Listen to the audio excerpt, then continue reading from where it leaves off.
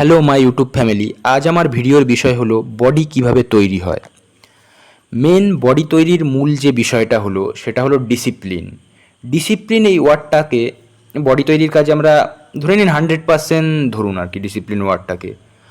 ও 100%কে নানা ডিসিপ্লিনের কাজে ভাগ করি আমরা। 1 নাম্বার, সবার প্রথমে বডি তৈরির জন্য ওয়ার্কআউট করলে বডির গ্রোথ হয় 50%। 2 নাম্বার, ওয়ার্কআউটের পর মাসেল রিকভারের জন্য যেই পোস্ট ওয়ার্কআউট ডায়েটটা নেবেন সেটাতে কাজ হয় বডি গ্রোথের 30%।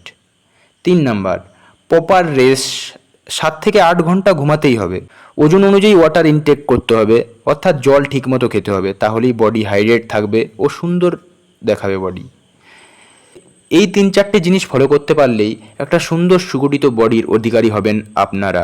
ওয়েট লস, কাটিং, বাল্কিং এইসব ডায়েটের জন্য কমেন্ট করুন। যা ডায়েট চান সেই ডায়েটের জন্যই কমেন্ট করুন, আপনাদের জন্য ভিডিও বানানোর চেষ্টা করব।